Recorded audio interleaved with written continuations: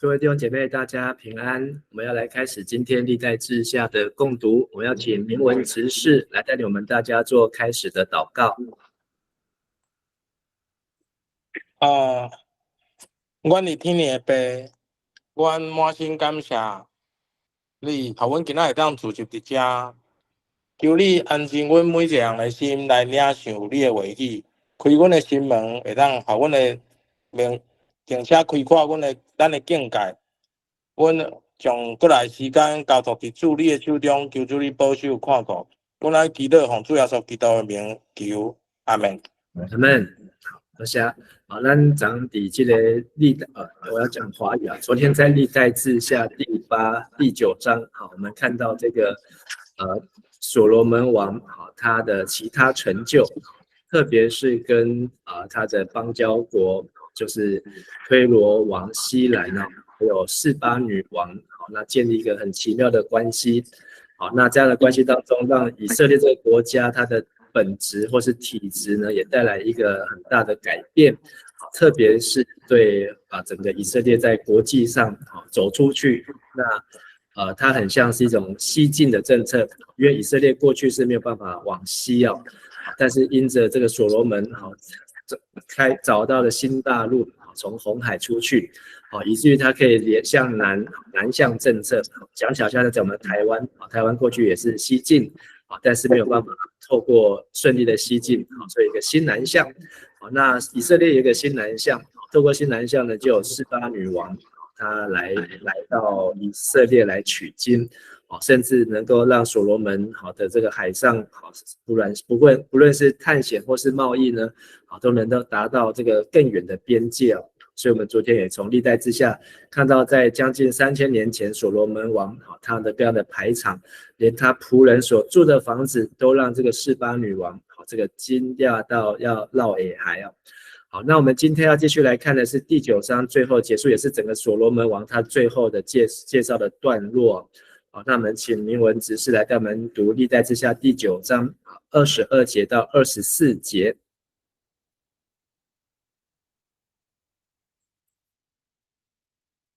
明文的麦克风要打开，现在关起来了。好，有了。所罗门王比世上任何一国的君王更富有、更聪明。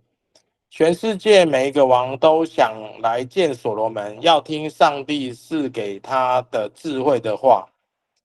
他们年年都带礼物给他，如金器、银器、衣裳、武器、香料、马匹、骡子等。好，谢谢。所以在圣经当中讲到了所罗门胜过地上的众王。那当时地上我们昨天有提到，在当时的这个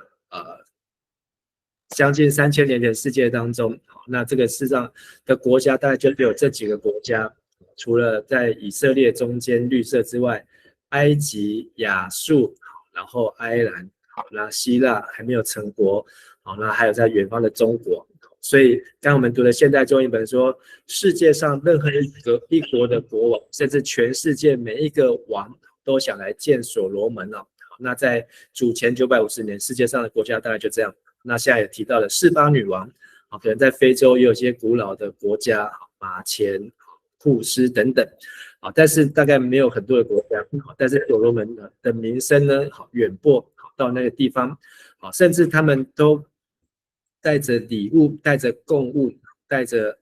金银衣裳、武器、香料、马匹、骡子，那都能够每一年都有一定的数量，就是每年都带礼物来。那所以同样经文也记载在历代志上的11章，可以看见。所以所罗门他的名声成就都是声名远播。那我们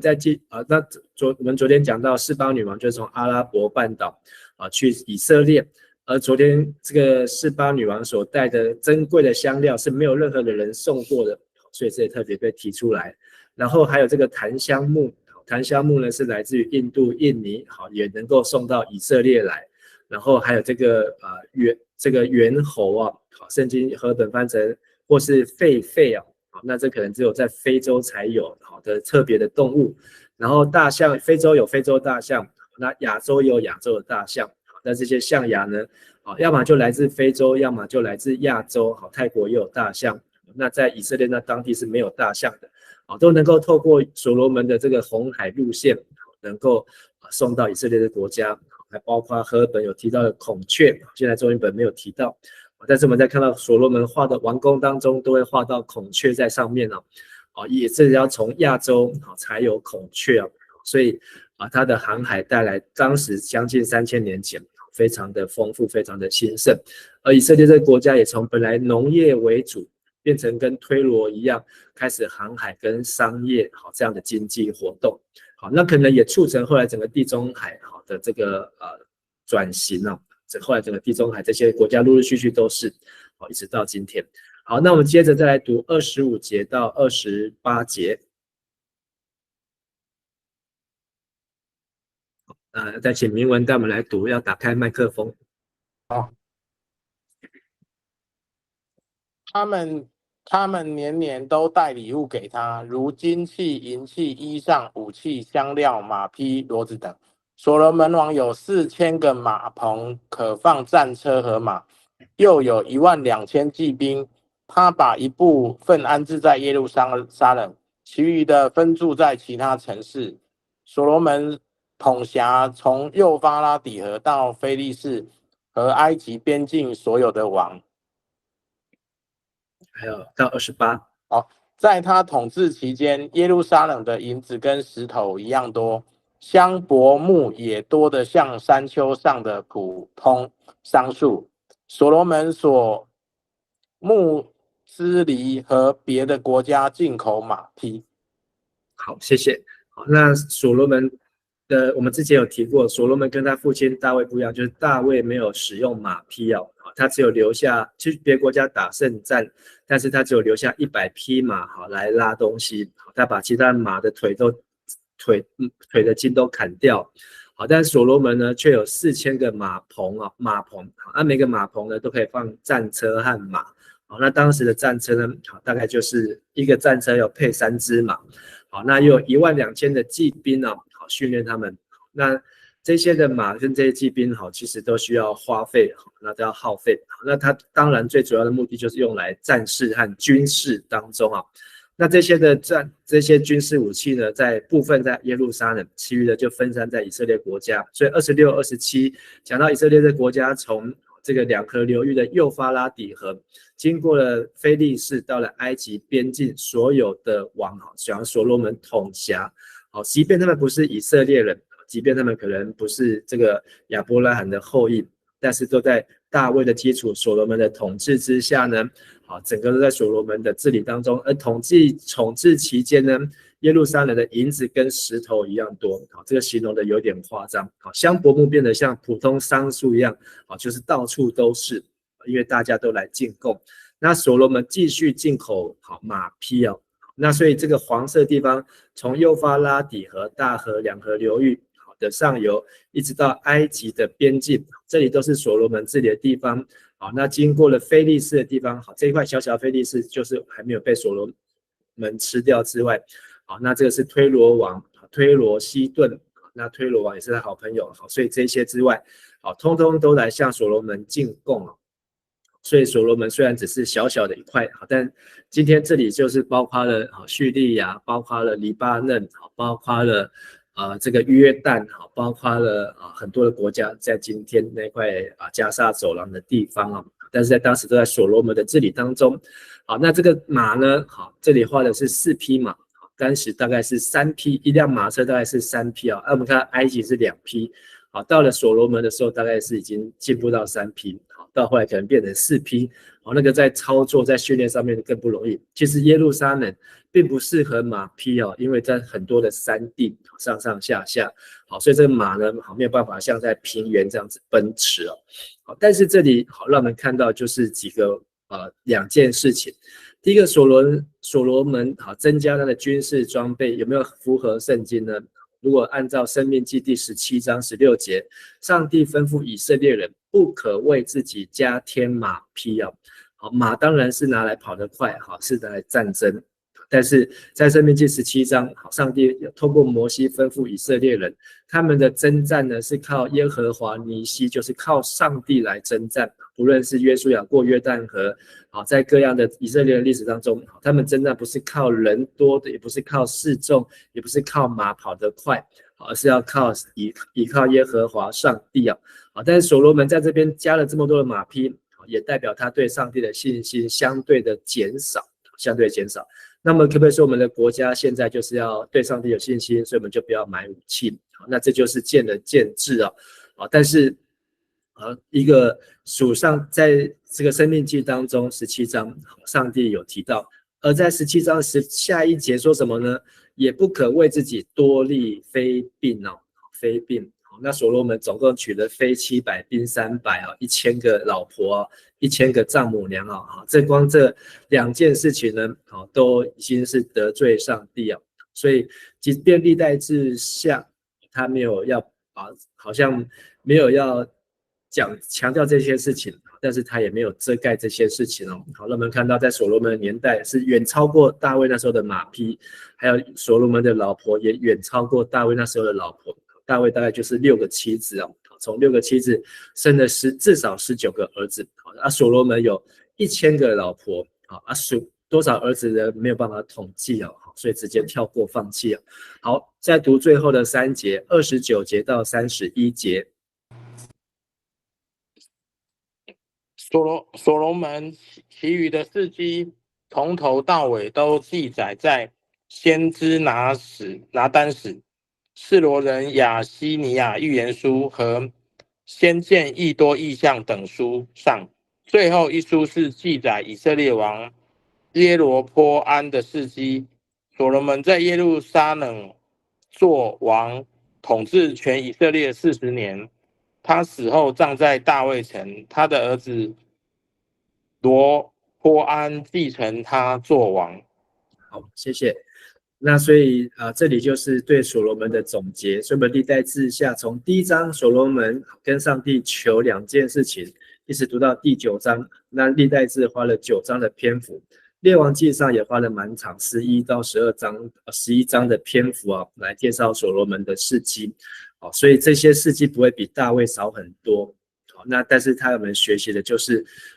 他告诉我们，你有3卷书可以参考。第一个就是先知拿单史先知拿单呢，在撒母耳记下的第7章、第12章，去警告大卫，就是这个先知拿单。所以这个先知拿单已经是他父亲大卫的先知所以他也讲到所罗门的事情。另外还有两个人，一个是先知亚西亚，是示罗人亚西亚。亚西亚呢，可以从列王记上的11章到列王记上的14章，看到这个先知亚西亚。其实亚西亚后来不是帮助了罗波安，是帮助了第3个人，就是耶罗波安好，所以这有3卷书，这3卷书呢，那这个亚西亚是上帝派去对耶罗波安讲话，来传达信息。但耶罗波安前面听，后面没有听，所以后来犯的错呢，就是跟所罗门一样，就是虎头蛇尾。那讲到所罗门做王40年他大概是在20岁做王，所以他当然40年，所以做王他大概过世的时候大概就是60岁所以年纪以今天来讲不会很长。而他的父亲大卫大概是活到70岁。好，那他所罗门怎么死60岁就过？那这样子其实以过去来看也算是非常的早。那但是是不是战争或是其他什么事情，在圣经当中没有提到。好，那所罗门让我们几件事情我们还是要感谢他为我们留了3卷的圣经箴言、雅歌、传道书。我们昨天也看到箴言的结构安排，大部分都是以所罗门为中心。那所罗门也在整个以色列国家政治上面，他做了很好的政治的管理，继续继承他父亲。还有呢，他也在列王记可以看到，他立了12个官，然后分各部的部长。那在历代志我们也读到像是大卫所做的一样。那我们接下来看，就是有外交部农业部经济部劳工部等等。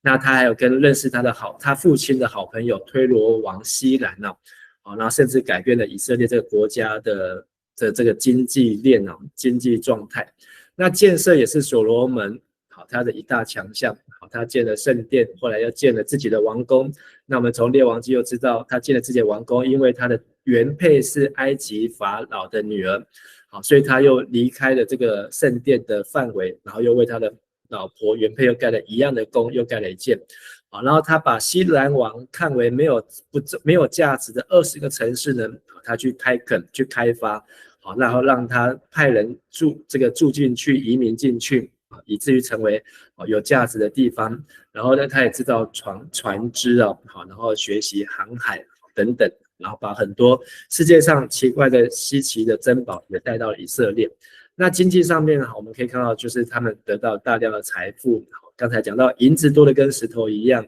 好，然后这个在上一章讲到这个不是上一段讲到银子在所罗门年代是不值钱，好，然后他3年一次的航海啊，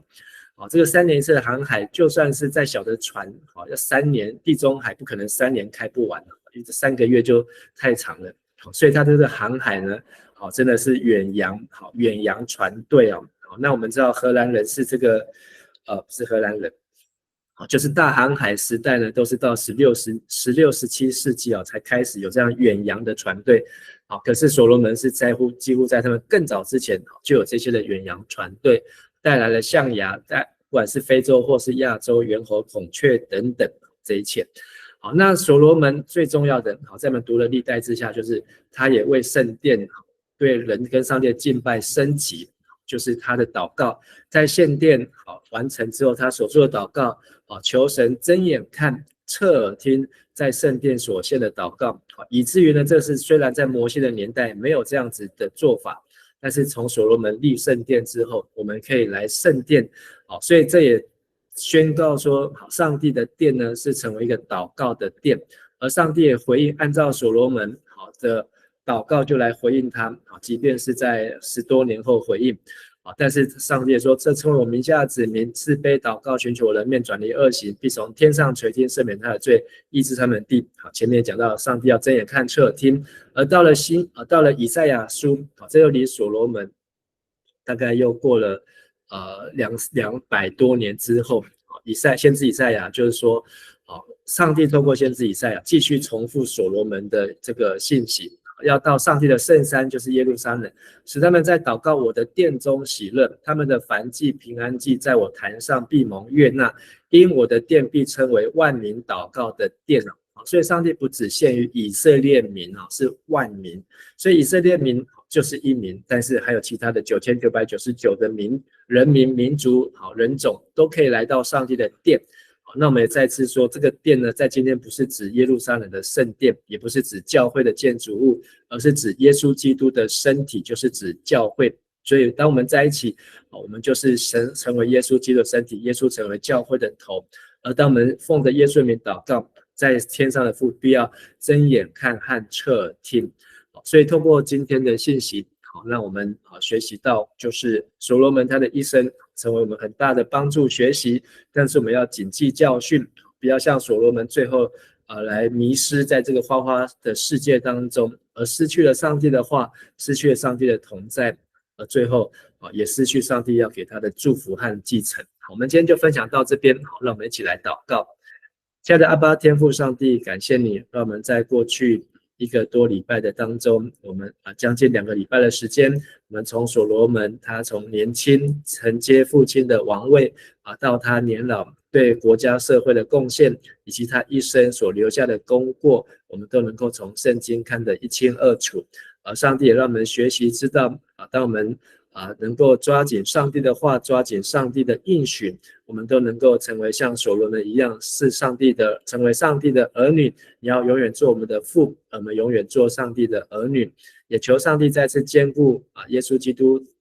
所带来的救恩，让我们能够抓紧主耶稣，让我们能够进入应许地，让我们能够进入那流奶与蜜的迦南地，让我们知道上帝你要永远与我们同在，也让我们更加有智慧，在不同的时代当中，我们能够刚强壮胆，同时我们也懂得如何做治理好管家，也懂得如何能够做外展，能够把福音传到更远的地方，让世上的人更多的人都能够来认识你。啊，谢谢主垂听我们祷告，我们这样祷告祈求，奉靠主耶稣基督的名求，阿门。好，谢谢大家，大家平安。